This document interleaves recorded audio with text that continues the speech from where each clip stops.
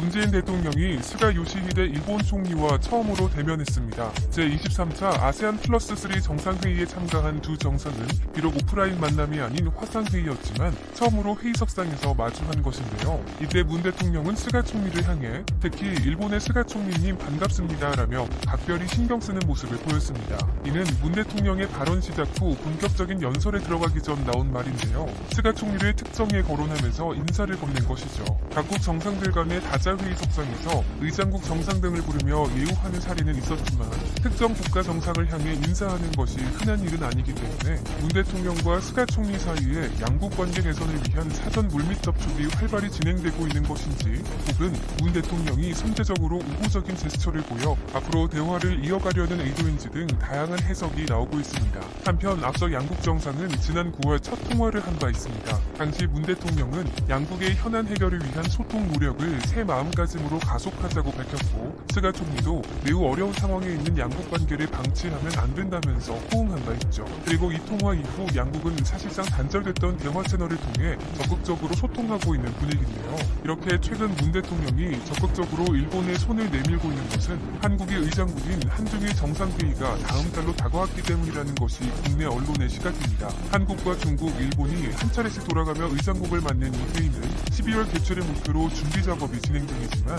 스가 총리의 참석이 여전히 불투명한 상황이죠. 더욱이 일본은 최근 베를린 미테부의 위안부 소녀상 설치 이후 후속 조치로 외무성 홈페이지에 위안부 관련 일정을 독일어판으로 게재하는 등 한국과의 신경전을 이어왔습니다. 또한 그에 앞서 일본은 강제징용 노동자를 이끈 전범기업의 자산 매각 이슈를 해결하라는 것을 선제 조건으로 내거는 등 스가 총리의 한중일 정상회의 참석을 위해서 한일 사이의 이슈를 볼모로 잡는 모습을 지속적으로 보여주고 있는데요. 결국 이런 문제들을 해결하기 위해 문 대통령이 직접 스가 총리와 관계 개선에 손을 내미는 모습을 보여줌으로써 스가 총리의 방한을 유도하려는 의도라는 것이죠. 실제로 최근 박지원 국가정보원장이 일본을 방문한 것 역시 이런 청와대의 움직임에 발을 맞추는 행보로 보이는데요. 특히 박지원 원장의 방일은 양국 관계 개선 분위기를 촉발시키는 중요한 계기가 될 가능성이 높습니다. 왜냐하면 일본 방문 일정을 마친 뒤 박지원 국가정보원장이 국내 언론과의 인터뷰에서 한중일 정상회의에 대해 좋은 방향으로 갈 것이라고 밝히면서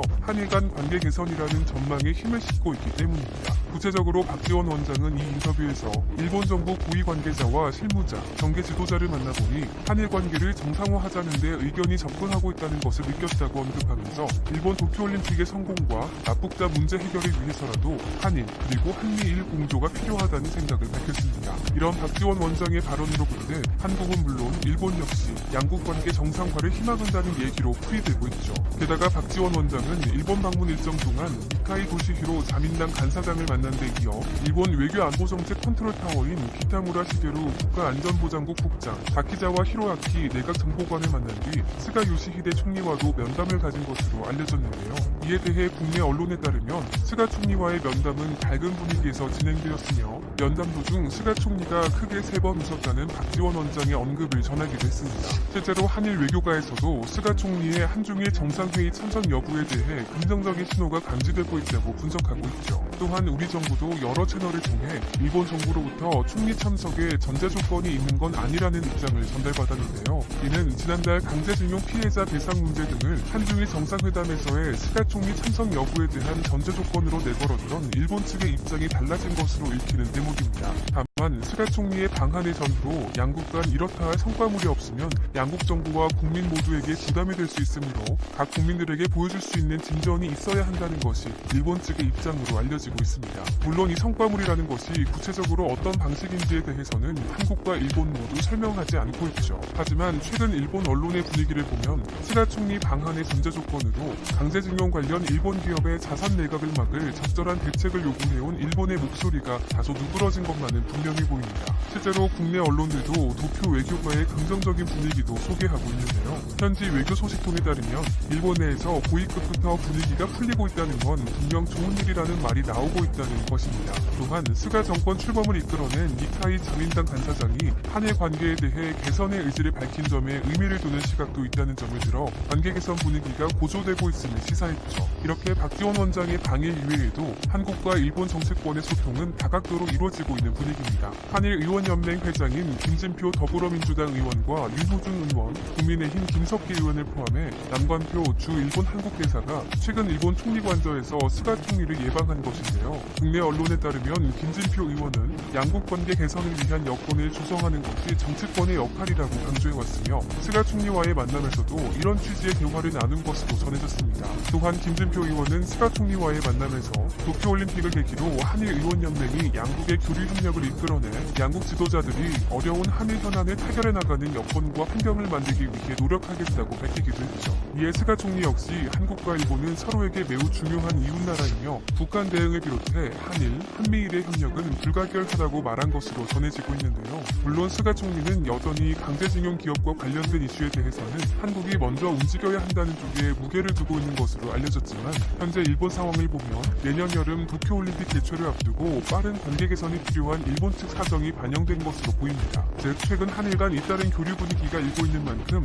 개선의 여지는 과거에 비해 더 크다는 것이 대체적인 시각이라는 것이죠. 그런데 최근 이러한 일본의 태도 변화에는 더욱 놀라운 이유가 존재하는데요. 우선 현재 일본 내에서는 내년 초에 일본 중의원이 해산되고 총선을 새로 치러야 할 가능성이 나오고 있는 상황입니다. 일본 정치 특성상 총리의 정치적 상황에 따라 중의원은 해산과 총선을 반복해왔습니다. 또한 지난 9월 취임한 스가 총리의 임기는 내년 9월까지이죠. 아베 신조 전 총리가 지병 악화로 조기 퇴임했기 때문에 그 임기를 마저 채우는 형식입니다. 결국 현재 1년도 남지 않은 스가 총리의 상황을 고려해볼 때 중의원은 언제 해산해도 이상하지 않은 상황인 것입니다. 그리고 중의원 해산 이후 총선이 잇따라 진행되고 총선 이후에는 자민당 총재 선거를 통해 새로운 총리를 선출하게 되는데 여기서 집권당의 총재가 총리가 되죠. 따라서 임기가 얼마 남지 않은 스가 총리 입장에서는 명실상부한 총리로서 인정받기 위해 총선을 다시 치러 아베의 임시총리라는 꼬리표를 떼는 것이 가장 완벽한 계획일 가능성이 높습니다. 더구나 총리의 지지율이 총선 승리와 직결되는 만큼 현재 50%가 넘는 지지율을 보이는 스가 총리로서는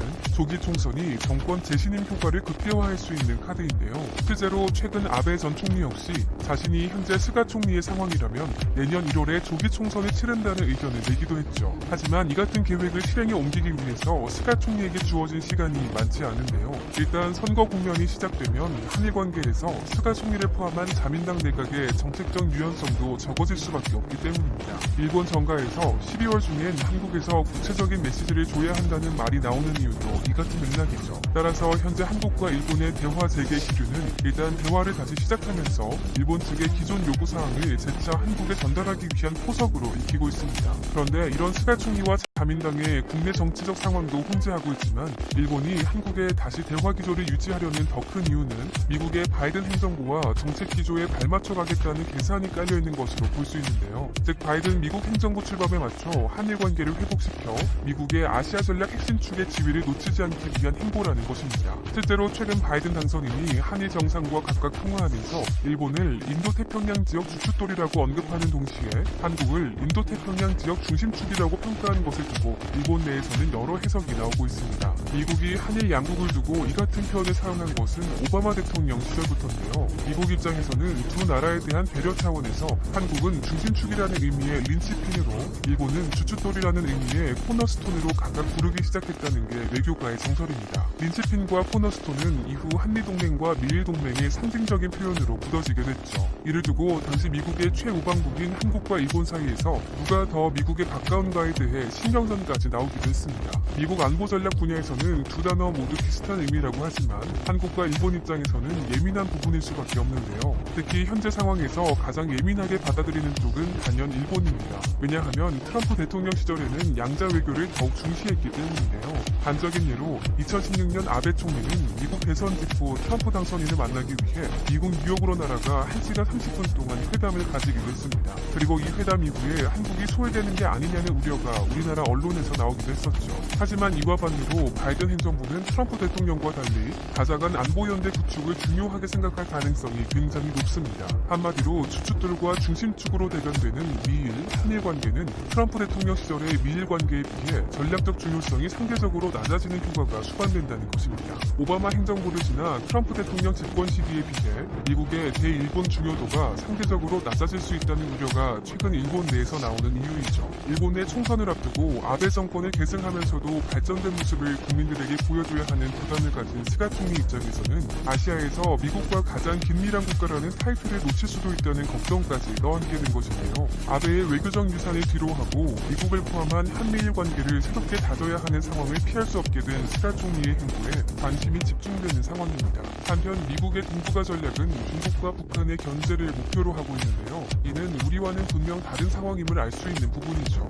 게다가 과거 사드 배치 국면 이후 분냉했던 한중 관계에서 현재 중국이 가장 공을 들이고 있는 나라가 바로 한국입니다. 따라서 한국은 이를 이용해 미국과 중국 모두 협력 관계를 적절히 유지하면서 두 강대국을 전략적으로 이용할 수 있는 카드를 손에 쥘 수 있는 기회가 왔습니다. 하지만 현재 일본은 어쩔 수 없이 중국과의 관계 개선을 포기하면서 미국의 전략 기조에 발맞추는 행보를 보이고 있는데요. 왜냐하면 미국의 전략 기조에는 중국뿐만 아니라 북한도 포함되어 있고 스가 총리 역시 내년 1월 바이든 행정부 출범을 전후해 나올지 모를 북한의 도발로 인해 조기 총선에서 자민당의 지지도 하락으로 이어질 것을 우려하고 있기 때문입니다. 실제로 현재 일본 내부에서는 당장 북한의 도발을 막기 위해 공동으로 대응할 수 있는 주변 국가들이 마땅치 않은 상황을 고민하고 있죠. 때문에 북한의 도발을 억제하는 동시에 대중국 견제 공동 대응을 위해 한국과의 협력이 필요하다는 의견이 일본 내에서 계속해서 나오고 있는 상황인데요. 향후 일본이 중국과 북한과의 대화가 필요해지는 상황이 올 경우를 대비해서라도 한국과의 관계 개선은 어쩔 수 없다는 것입니다.